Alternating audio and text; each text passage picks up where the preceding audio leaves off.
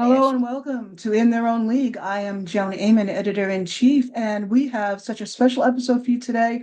We're going to be talking to Sienna Beckman and Rachel Noll James today from Washington State, and they're here to talk about the Emerging Filmmakers Program. Thank you both so much I know you're so busy, for being with me today. I'm excited about this, and I really want our viewers to hear all about it. So, what is the Emerging Filmmakers Program? Great question. Thank you so much for having us. Yeah, we're really excited to talk about this program that we've developed. So, the Emerging Filmmakers Program, in a nutshell, we are taking applications, and the applications are open right now for early career female identifying filmmakers who are based in Washington State. And essentially, Rachel and I developed this program to try to create more pathways into the film industry, which has kind of historically been very closed door, very exclusive, and from one perspective, which we very much want to bust through those myths.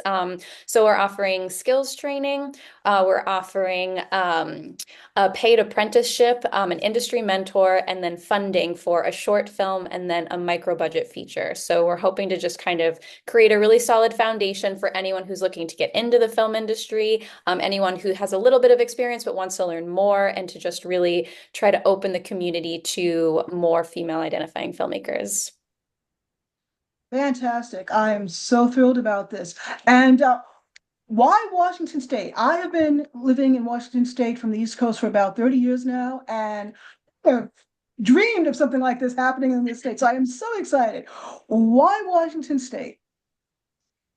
I have been based in Washington for the last almost 8 years, and Sienna and I both have been very embedded in the what I will say growing Washington film scene, which Washington Filmworks in the last couple of years has been substantially increasing the tax incentive, trying to bring more film into the state. There's been a lot of new programs, a lot of really wonderful people putting their heads together on how to bring more film in state, keep local creatives working in state, and so we just both felt really excited about being a part of that. And so you know, places like LA that have a lot more infrastructure already, yes, a program like this would be beneficial there also. But for us, thinking about being able to start nurturing local talent here that hopefully then can be part of this wave of then staying here, working here, giving crew opportunities here, so that hopefully as a film community, we can start to really say, hey, I can live and work here, which I think is what so many of us are really wanting to do, because I certainly don't want to leave. So No, I don't either. I've been here for a while. I'd like to stay here. Now, you mentioned that there is a deadline for applicants, and we will supply links to obviously to the application. But what is the deadline, just to let everybody know? The applications are open until the end of February. So the 28th of February is when they close. And we wanted the first round of applications to be something that's pretty not generic, but like easy to access. So it's not a super in-depth application, so you should be able to put it together quite quickly. Awesome, awesome. Yes, we'll be supplying the links to that as well. Now, independent film has gone through a lot of turmoil recently. It seems that there's a lot of change happening, and a lot of some positives, some negatives for the creative community that is into independent filmmaking. What do you think of some of the forces that are contributing to that? Hmm. Well, we're, I think, in the middle of seeing, the kind of the Hollywood structure that has existed, the studio system, the agencies, the distributors, kind of these top-heavy gatekeeper-based structures, which have been the basis for Hollywood and movies for such a long time. They're starting to shake and fall apart. And, LA and like our contacts and friends and coworkers in LA have been telling us, people are losing their jobs. There's less work. People are, executives who had been at the highest level of companies are having a hard time finding jobs. So it's like there's this shift happening where I think collectively, this sort of capitalistic structure, we're starting to realize it doesn't sustain. And the biggest problem with it is that there's all these executives and gatekeepers at the top that are making huge amounts of money off of films, but then the filmmakers themselves are getting less and less of the trickle down. So even some of our friends working on huge projects that have worldwide distribution will say to us like, oh, we're never going to see a dime off of that film. And that just isn't sustainable. And so from our vantage point, like, yes, it's scary. Change is always scary, but I think it's a very exciting time because this is where the rise of independent film and kind of redefining what that looks like becomes so important. And so for Sienna and I, both in our company, Emergence Films, and our own projects, as well as this program, like we really are working to expand our own minds in terms of, okay, how do we get this art in front of audiences? And it doesn't have to be through those traditional systems, because those systems are proving they don't really know what to do with women's stories half the time. They think, oh, there's not an audience for that, or it's niche, even when movies like Barbie break the whole thing open and prove that that is completely not true. So it's like, okay, we know there's an audience for these stories. Every weird, unique niche story has an audience, but it may not be that going through a traditional distributor to a traditional streamer is going to be the way to get to them. So how do we kind of subvert the system and start building new pathways? And so that's part of what we want to do with this program, is just collectively start to create networking around how do we forge new pathways that make more sense, and bring more ownership and creative autonomy back to filmmakers and to the audiences who want to watch that content. So there's more of a direct relationship, because that's where we really feel the future is for independent film. So basically, you're being community-based instead of studio-based.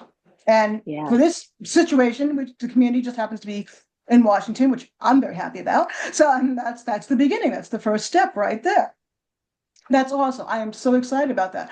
But you two are also filmmakers in your own right, and I'd like to touch on that just a bit. We were just mentioning before we started recording that you have two films that are going to be seen shortly. Ingress, I believe, is one, and the other one is called Inheritance. You just give us a brief overview, no spoilers, of what those two are about. Yeah, so Ingress is a sci-fi drama. So that was the first feature that Rachel and I made together in Washington. We filmed it on Bainbridge Island, which is where Rachel lives.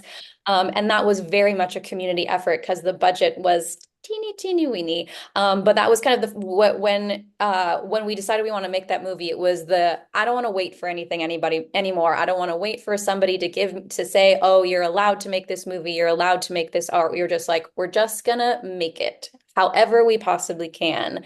And that kind of mentality was challenging. It was a huge amount of work, but at the end of the day, it really was very empowering because it was us taking back the control and not having to change the creative or the story in any type of way based on anyone's version of what's sellable or what's commercial or anything like that. And this one is wonderfully weird. It's got a lot of, stuff about spirituality and spiritual channeling, and there's some about the multiverse, and it kind of takes you through this really interesting, grounded sci-fi story that also has a bit of romance to it. Rachel wrote it, directed it, and acted in it. And we both produced it together. So that one I think has a very specific and very wonderfully supportive audience that we've found so far in terms of people who love that side of storytelling, and and we're really excited about that one. And then Rachel, do you want to talk about Inheritance? Sure. So Inheritance, we up-leveled slightly in terms of budget, still under $1 million, but we had some more money to play with. We shot on Bainbridge again because we sort of created this community and we wanted to kind of test out, okay, so we build community, we bring in volunteers, we teach people kind of what to do, and then what happens if we do it again? And it was really neat because we were able to bring some of our initial interns in paid positions as either PAs or in a particular department. So we got to kind of see people's growth. And again, the community already knew us. So we had a lot of people who wanted to come back and work with us again, which was really wonderful. It's a different story. It's a drama about two sisters who are estranged, and they're reunited when their father passes away because he, in his will, left all of his inheritance to the sort of older sister who's been quite a problematic, alcoholic, kind of reckless personality. And the younger sister, Lucy, is tasked with managing her sister's affairs. And so it kind of brings them all back into the same room and kind of becomes this eruption of like old stuff that hasn't been dealt with, ultimately, helping them face those demons and move on. So it's powerful. It's a very, I think it's a perspective story about something that a lot of people have experienced but don't necessarily talk about. Like a lot of people we've told that about, they're like, oh yeah, that's my family, but it's not something that people generally talk about. So we like to kind of, with the stories we tell, bring stories forward that create opportunities for people to reflect, to discuss, to think about things after they go home from the theater, not just kind of crunch popcorn and then forget about it and go home, but like, well, how does it make you feel? What does it make you think? Like, how does it make you reflect on your own stuff? So it's definitely one of those. So you have two very different stories, but they are meant to evoke thinking and feeling and reflection, which I love. But from your own experiences came the basis for this program. I think that's great. You lived through the experiences yourselves and you built on that to create this program. I think that's fantastic. So you were mentioning that there were people that you trained, and that I think you also said mentorship is also part of this program where people will get hands-on experience, correct? Yes, absolutely. And that's been something that these first two features that we did were kind of inadvertently like a pilot program for this program that we've now developed. As we kind of said, oh, we're kind of already doing this. Let's try to maybe formalize it a little bit. So yeah, we've been really excited about that. And I think it all comes together because in order to, gain confidence as a filmmaker, it takes community. It takes somebody who you can ask questions to and not feel scared. Oh, like, oh, this is a dumb question, or oh, I should already know this, or anything like that. So we think that that is really important, and as well as we're implementing an earn while you learn initiative with this program, because we think that is also something that's really important, that there's a really big barrier for people who can afford to work for free and people who cannot. And that's a huge hurdle for a lot of people, especially in the film industry, where they're like, oh, just work for free for a while, or oh, just go intern for free for a while and get some experience. And it's kind of like, well, not many people can do that. So being able to say, we value your time, and your skills are important as you learn these new skills, and then being able to take those and into your own professional career, whatever direction you decide to do. I think that's so important. I just think that you're showing that you respect the creators by saying, your time is precious to you, and we respect what you do, you give to this project. And I think that's so important and really breaks the mold, as you were saying, that the volunteering just really doesn't work in this world. And I just think that was not a model that really was sustainable anyway, to be honest with you. So I just loved that you addressed that in your program. From what I read from your paperwork, I just thought that was so important to acknowledge. Yes, you're learning, but you're also contributing. And that's important to acknowledge that you're learning, but this is a process. This is a growing journey, and you should be acknowledged as being a fellow creative person, and that's wonderful. But I think that says a lot about the creative community in film right now, that so many don't acknowledge that. And I think it's so important that you made that a special point in your proposal, in your paperwork, that you are going to say, I'm going to break that mold, and we're gonna take on this responsibility. You trust us with your creativity. We're gonna acknowledge you, and I really respect you both for doing that. I think that's so important for people to see. Just not just women, but anyone who's a creative person who's struggling with their process. It's hard enough to struggle with the creative process and put thoughts on bring thoughts into reality, as you say, but then to have to work for free. Oh, please. So it's just not realistic. Yeah. Just not realistic. So It's a thank you for tricky that. balance. Yeah, absolutely. It's something that we're really passionate about. I mean, it is a balance, obviously, because I think we've experienced both sides of it. And there's a certain amount of, yes, in the early days, like when you're first making your first project, sometimes you have to just look around you and say, what do I have? Like what's available to me now for free that I can just use and practice my filmmaking, or practice like creating stories that I'm passionate about. And sometimes that means, inviting your friends over on the weekend to say, hey, will you help me with this for a few hours or for a couple of days or whatever it might be. And it's always someone's choice, right? To say, yes, I'm happy to volunteer and support you. Or, you know what, I have to prioritize my finances. And both of those are totally valid. And so we wanted to acknowledge that, like, yes, it is important to get paid for your work. And when you're first starting out, there's a certain amount of learning that goes into, and the kind of the navigating, how do I make this work with the amount of money that I do have. So it's always a balance, but we definitely wanted to prioritize both sides of the coin. I really appreciate that. And I love the ambition of this program. So this is the pilot.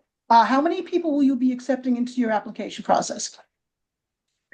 So we are starting out with 3 filmmaking teams. So it'll be teams of either 2 or 3 women, depending on how they structure their application. So it'll be inclusive of a writer, a director, and a producer. And one of the reasons we wanted to do it as teams rather than individuals is, again, kind of based on our own experience. Sienna and I came together early days, and her as a producer, me as a writer director, and we started making things together. And then we started learning about each other. And as we up leveled in productions, having that reliable person that was trusted, that had been through the weeds with you, is such a valuable thing. And obviously not all teams will make it over the long haul, but I think having that mentality of this is a team effort and we have to figure out how to work together and how to divide and conquer together, is just, it will help them for the rest of their careers. And so that was our thinking there. And obviously our hope is to expand the program in the future so we can support much more women, but we also want to not bite off more than we can chew and make sure that for this first round, we're able to really devote the attention we want to these women. And then we'll see how it expands in the future, but hopefully it'll be a hit and we can just keep on growing. I am so excited to see the next steps for this. I really am. Please do keep in touch because I'm just thrilled that you're starting this. And I think it's really commendable that, I think a lot of people wouldn't think of Washington State as being the first choice to start a program like this, but like you say, there's so much homegrown talent here. And it's been here for a long time. And to give that a voice and recognition and a step up it's thrilling to see. So thank you both so much. Please keep in touch with us at February 28th. February 28th. That's the Well, deadline. encourage everyone to get their applications in. And yes, can't wait to see what the next steps are and hear all about the projects that are going to be launched out of this program. I'm really thrilled. Thank you both, Sienna and Rachel, for being with us today. Soon we'll be talking hopefully about the films that are coming out of the Emerging Filmmakers program. And we'll be talking to you soon. Thank you so much for Thank you, being with us Joan. today. Thank Absolutely. you. Thank you.